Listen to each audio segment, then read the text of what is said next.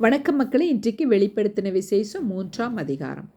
சர்தை சபையின் தூதனுக்கு நீ எழுத வேண்டியது என்னவெனில், தேவனுடைய 7 ஆவிகளையும் 7 நட்சத்திரங்களையும் உடையவர் சொல்கிறதாவது, உன் கிரிகைகளை அறிந்திருக்கிறேன். நீ உயிருள்ளவன் என்று பெயர் கொண்டிருந்தும் செத்தவனாயிருக்கிறாய். நீ விழித்து கொண்டு சாகிறதற்கு ஏதுவாய் இருக்கிறவைகளை ஸ்திரப்படுத்து. உன் கிரிகைகள் தேவனுக்கு முன் நிறைவுள்ளவைகளாக நான் காணவில்லை.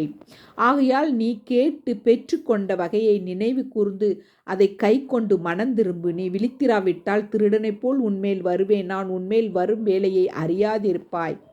ஆனாலும் தங்கள் வஸ்திரங்களை அசுசிப்படுத்தாத சில பேர் சர்தையிலும் உனக்குண்டு.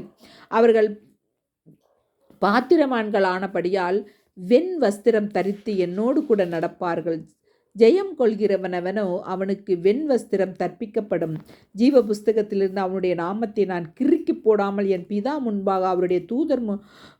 என்னுடைய பிதா முன்பாகவும் அவருடைய தூதர் முன்பாகவும் அவன் நாமத்தை அறிக்கையிடுவேன்.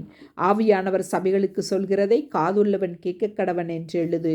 பிலதெல்பியா சபையின் தூதனுக்கு எழுத வேண்டியது என்னவெனில், பரிசுத்தமுள்ளவரும் சத்தியமுள்ளவரும் தாவீதின் திறவுகோலை உடையவரும் ஒருவரும் பூட்டக்கூடாதபடிக்கு திறக்கிறவரும் ஒருவரும் திறக்கக்கூடாதபடிக்கு பூட்டுகிறவருமாயிருக்கிறவர் சொல்லுகிறதாவது, உன் கிரியைகளை அறிந்திருக்கிறேன். உனக்கு கொஞ்சம் பலன் இருந்தும் நீ என் நாமத்தை மறுதலியாமல் என் வசனத்தை கை கொண்டபடியினாலே இதோ திறந்த வாசலை உனக்கு முன்பாக வைத்திருக்கிறேன். அதை ஒருவனும் பூட்ட மாட்டான். இதோ யூதர் அல்லாதிருந்தும் தங்களை யூதரென்று பொய் சொல்கிறவர்களாகிய சாத்தானுடைய கூட்டத்தாரில் சிலரை உனக்கு கொடுப்பேன். இதோ அவர்கள் உன் பாதங்களுக்கு முன்பாக வந்து பணிந்து நான் உன்மேல் அன்பாயிருக்கிறதை அறிந்து கொள்ளும்படி செய்வேன்.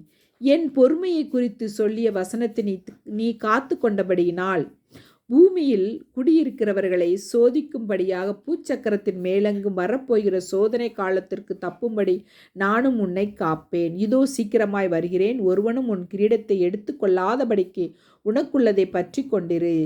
ஜெயங்கொள்கிறவனவனோ அவனை என் தேவனுடைய ஆலயத்திலே தூணாக்குவேன். அது நின்று அவன் ஒரு காலம் நீங்குவதில்லை. என் தேவனுடைய நாமத்தையும் என் தேவனான பரலோகத்தில் இருந்து இறங்கி வருகிற புதிய எருசலேமாகிய என் தேவனுடைய நகரத்தின் நாமத்தையும் என் புதிய நாமத்தையும் அவன் மேல் எழுதுவேன். ஆவியானவர் சபைகளுக்கு சொல்கிறதை காதுள்ளவன் கேட்க கடவன் என்று எழுது. லவோதிக்கேயா சபையின் தூதனுக்கு நீ எழுத வேண்டியது என்னவெனில், உண்மையும் சத்தியமும் உள்ள சாட்சியும் தேவனுடைய சிருஷ்டிக்கு ஆதியுமாய் இருக்கிற ஆமேன் என்பவர் சொல்கிறதாவது, உன் கிரியைகளை அறிந்திருக்கிறேன். நீ குளிரும் அல்ல அனலும் அல்ல. நீ குளிராயாவது அனலாவது இருந்தால் நலமாயிருக்கும். இப்படி நீ குளிருமின்றி அனலுமின்றி வெதுவெதுப்பாய் இருக்கிறபடியால் உன்னை என் வாய் நின்று வாந்தி பண்ணி போடுவேன். நீ நிர்பாக்கியமுள்ளவனும் பரிதவிக்கப்படத்தக்கவனும் தரித்திரனும் குருடனும் நிர்வாணியுமாயிருக்கிறதை அறியாமல் நான் ஐஸ்வர்யவான் என்றும் திரவிய சம்பன் என்றும் எனக்கு ஒரு குறைவும் இல்லை என்றும் சொல்கிறபடியால் நீ ஐஸ்வர்யவானாகும்படிக்கு நெருப்பிலே புடமிடப்பட்ட பொன்னையும் உன் நிர்வாணமாகிய அவலட்சணம் தோன்றாதபடிக்கு நீ உடித்து கொள்வதற்கு வெண் வஸ்திரங்களையும் என்னிடத்திலே வாங்கி கொள்ளவும் நீ பார்வை அடையும்படிக்கு உன் கண்களுக்கு களிக்கம் போடவும் வேண்டும் என்று உனக்கு ஆலோசனை சொல்கிறேன். நான் நேசிக்கிறவர்கள் எவர்களோ அவர்களை கடிந்து கொண்டு சிற்றிக்கிறேன். ஆகையால் நீ ஜாக்கிரதையாயிருந்து மனம் திரும்பு. இதோ வாசற்படியில் நின்று தட்டுகிறேன். ஒருவன் என் சத்தத்தை கேட்டு கதவை திறந்தால் அவனிடத்தில் நான் பிரவேசித்து அவனோடு போஜனம் பண்ணுவேன், அவனும் என்னோடு போஜனம் பண்ணுவான். நான் ஜெயங்கொண்டு என் பிதாவினுடைய சிங்காசனத்திலே அவரோட கூட உட்கார்ந்தது போல ஜெயங்கொள்கிறவனவனோ அவனும் என்னுடைய சிங்காசனத்தில் என்னோடு கூட உட்காரும்படிக்கு அருள் செய்வேன். ஆவியானவர் சபைகளுக்கு சொல்கிறதை காதுள்ளவன் கேட்க கடவன் என்று எழுது என்றார். ஆமேன்.